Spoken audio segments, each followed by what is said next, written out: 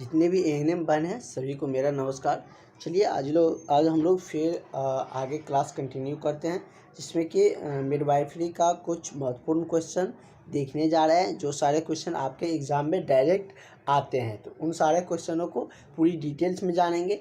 जहाँ पर आपको एक्सप्लेनेशन की ज़रूरत होंगे वहाँ पर आपको सारे एक्सप्लेनेशन डिटेल्स में मिलेंगे। तो चलिए हम लोग बिना देरी किए हुए क्लास को स्टार्ट करते हैं। जो भी स्टूडेंट अभी तक क्लास ज्वाइन नहीं किए हैं वो सारे कैंडिडेट क्लास ज़रूर ज्वाइन कर लीजिएगा। आज हम लोग 35 से 40 को प्लस क्वेश्चन देखेंगे। 50 क्वेश्चन हो सकता है, तो उतना क्वेश्चन हम लोग आज देख लेंगे।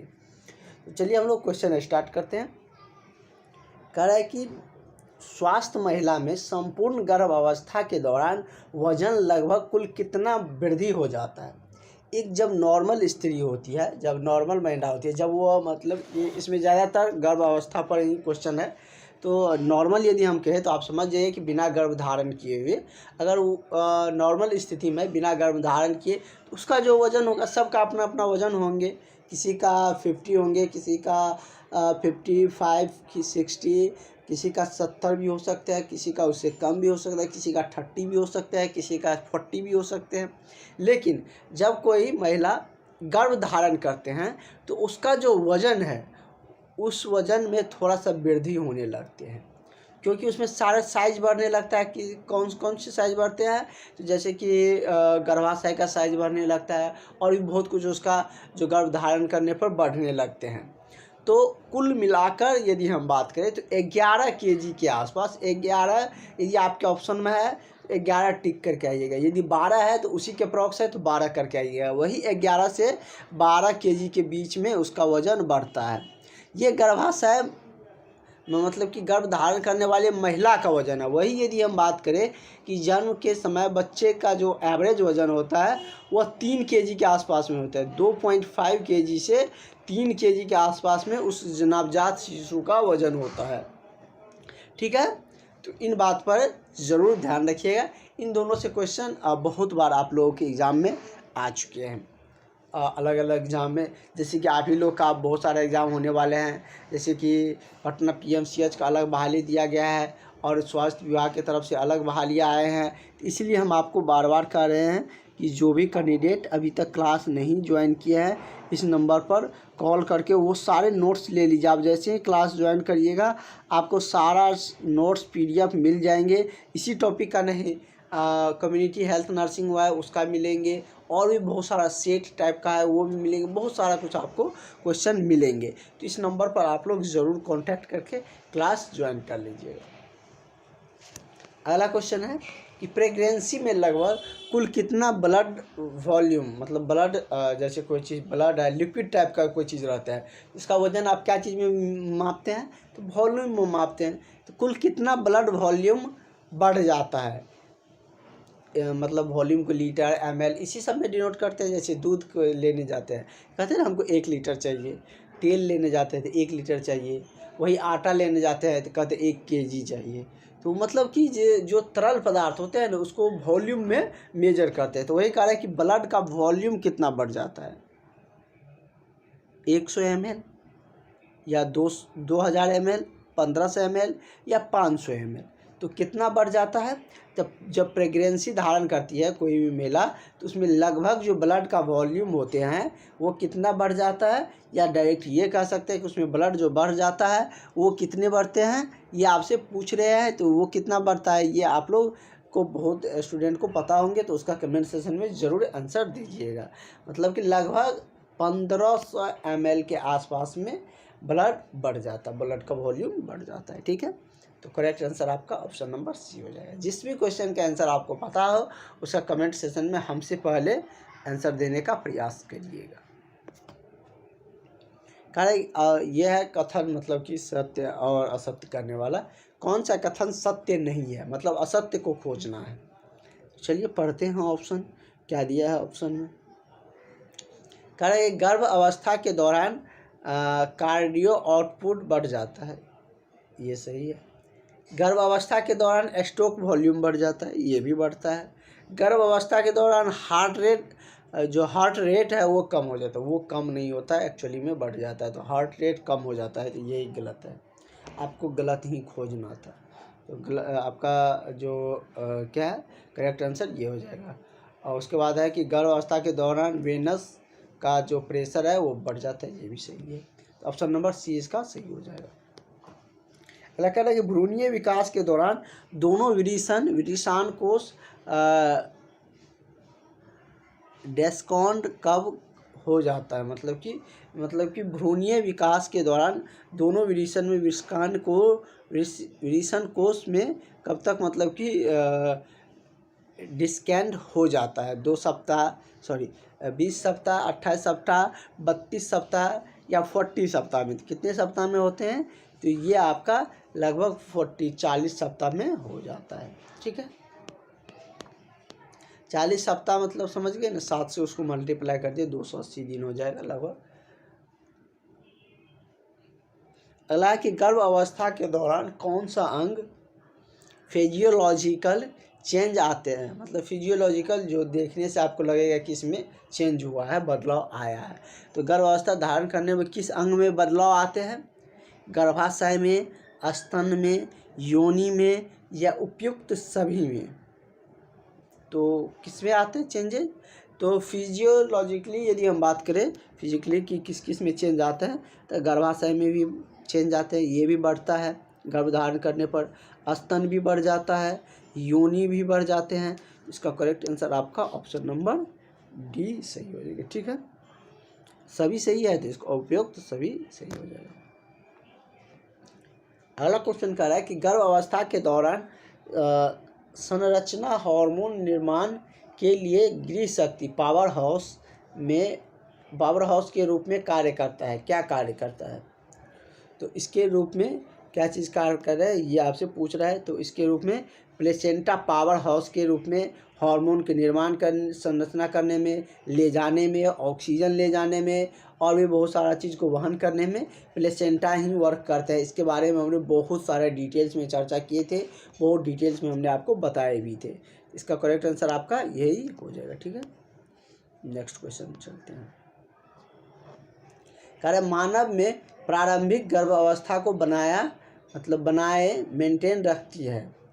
मानव में प्रारंभिक जो गर्भावस्था को बनाए, मानव कह रहे हैं तो ये मत समझिएगा कि पुरुषों में गर्भधारण तो महिलाएं करती है ना, तो ये मत समझिएगा कि अब हम लोग को बच गए पुरुषों पे भी चल गए, मानव आ गया, ऐसा नहीं है। मतलब जैसे कि मानव में कहेंगे तो अब ऐसे तो दोनों का मतलब कि सहयोग होते हैं। तो और जैसे जीव जंतु में ले लेता है, कीड़ा मकोड़ा हो गया, बहुत सारा मतलब गर्भधारण करते हैं, इसलिए यहाँ पर मानव लिखा गया है। तो मानव में प्रारंभिक गर्भावस्था को बनाए मेंटेन रखती है कौन, प्लेसेंटा, कार्पस ल्यूटियम स्तन या ग्राफियन फिटूका। तो कौन रखते हैं, इसको बनाए रखने के लिए जो कार्पस ल्यूटियम है वो मतलब क्या कहते हैं, उसको मेंटेन करके रखता है। ठीक है, मतलब ये एक प्रारंभिक अवस्था है जो इसको मेंटेन करके रखते हैं। अगला है कि निम्न में से कौन सा मादा जननांग है।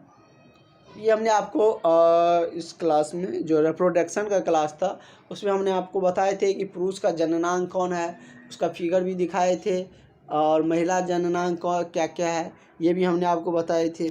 जैसे क्या है, अंडाशय, ओवरी, अंडाशय क्या है, महिला में होते हैं। गर्भाशय, यूटेरस, ये भी कहाँ होते हैं, महिला में होते हैं। क्लाइटोरियस, ये भी महिला में, तो इसको नहीं यदि आपको पता चल रहा है, 2 ऑप्शन सही हो रहा है तो ये सही हो जाएगा। पुरुष में क्या था, पेनिस था, विरिशन था, और भी बहुत सारा कुछ पुरुष में भी था, और बाहरी जननांग था। महिला में ये सब थे, अंडाशय हो गया, गर्भाशय हो गया, यूटेरस हो गया, उसके बाद वजीना हो गया, और भी बहुत सारा कुछ थे जिसको हमने बहुत डिटेल्स में आपको बताए थे।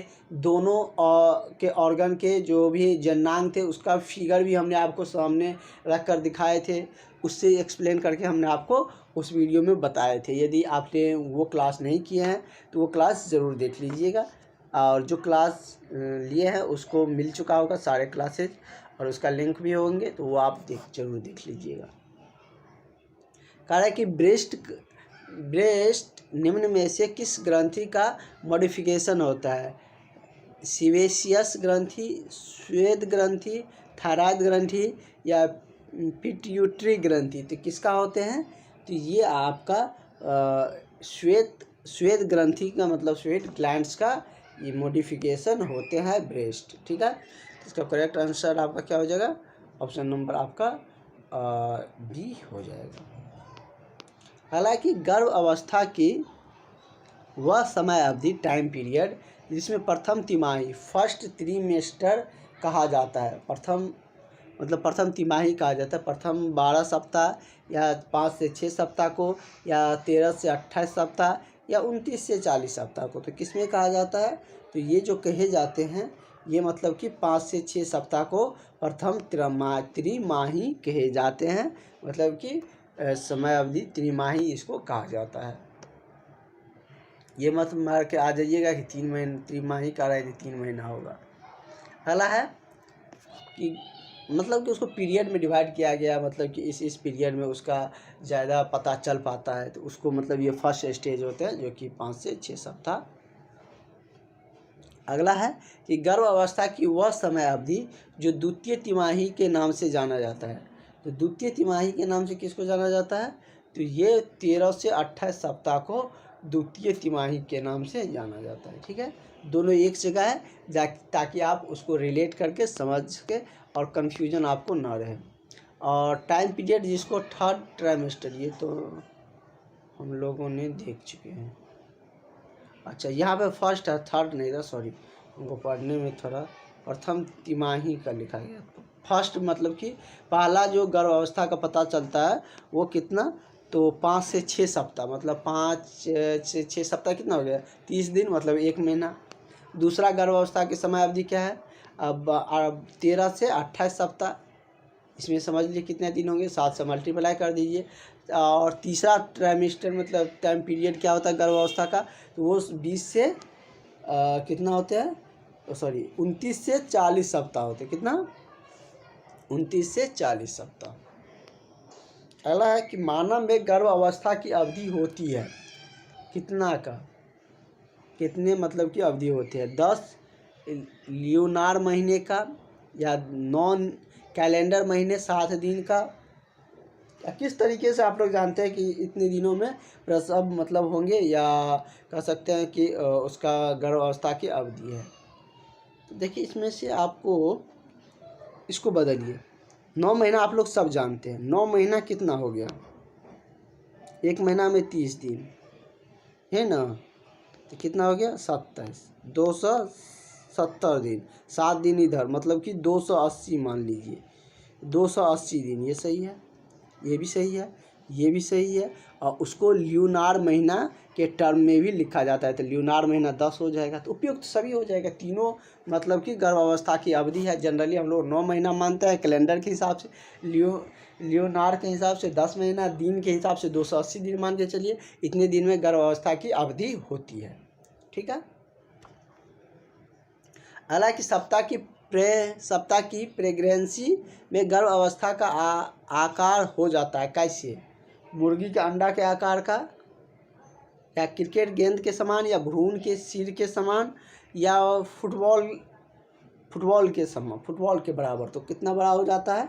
ये आपका हो जाता है भ्रूण के सिर के समान। तो ये हम लोग पहले एक बार और देख चुके थे। अगला क्वेश्चन है कि प्रेगनेंसी टेस्ट से संबंधित निम्नलिखित में कौन सा कथन सत्य नहीं है? मतलब कि कंसेप्शन ऑफ 2 से 3 दिन बाद मैटरनल सेग्रेशन अथवा यूरिन HGC टेस्ट किए जाते हैं। ये आपका मतलब कि सही सही नहीं है। तो ये ऐसा नहीं होता, मतलब कि इतने दिन पर नहीं होते। यही इसका मतलब करेक्ट आंसर हो जाएगी।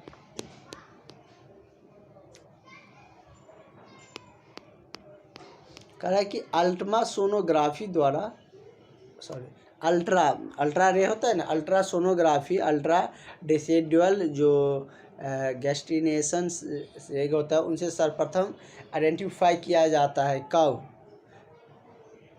10 से 15 दिन में, 29 से 35 जैसे जाता है ना टेस्ट करवाने, तो मतलब कि क्या है शिशु, तो वो मतलब क्या गर्भधारण है या नहीं, वो सब मतलब अल्ट्रासोनोग्राफी द्वारा टेस्ट किया जाता है। तो कितने दिन बाद ये टेस्ट होते हैं? गर्भधारण के तो ये 29 से 35वें दिन बाद, क्योंकि 1 महीना बाद तो पता ही चलता है, तो जब थोड़ा पता चलता है तो 29 से 35वें दिन जाकर चेक करवा सकते हैं। अगला है कि और उसके बाद तो वैसे ही पता चल जाता है। अगला है कि 36 सप्ताह की प्रेगनेंसी के बाद फ्यूडेनल हाइट 32 सप्ताह के लेवल पर आ जाती है। इसका कारण क्या है? फेटस छोटा हो जाता है, या एमनियोटिक फ्लूइड की मात्रा कम हो जाती है, गर्भाशय का आकार कम हो जाता है, या प्रेजेंटिंग पार्ट का इंगेजमेंट हो जाना। तो ये कैसे होते हैं?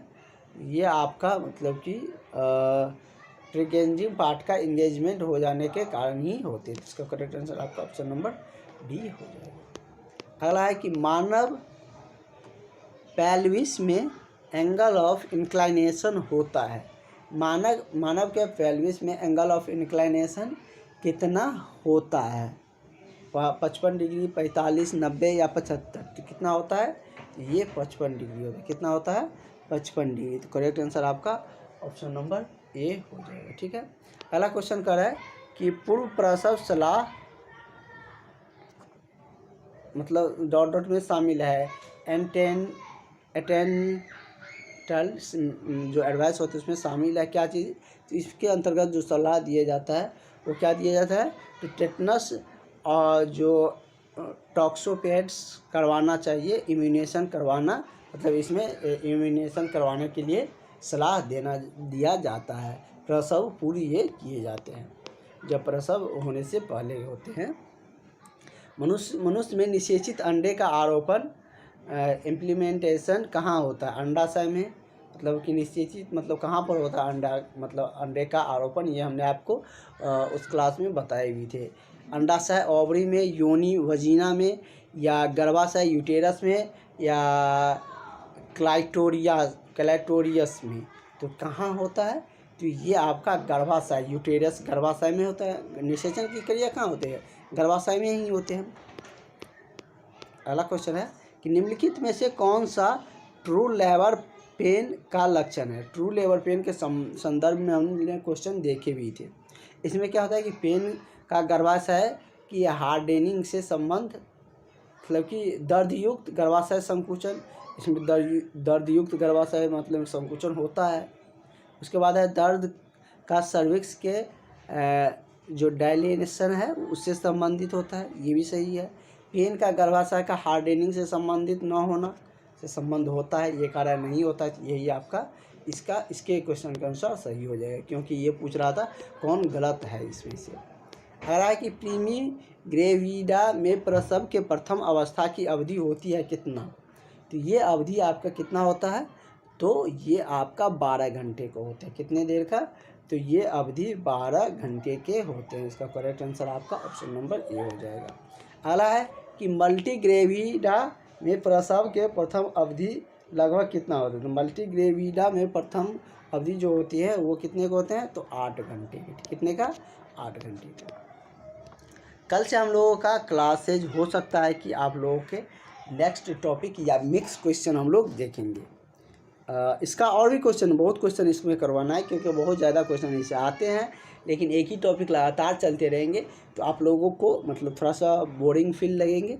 इसीलिए आप लोगों को भी क्या इच्छा है वो कमेंट ज़रूर बताइएगा। हम सोच रहे हैं अब टॉपिक थोड़ा चेंज करें, दूसरा टॉपिक पे आए या मिक्स क्वेश्चन लाए।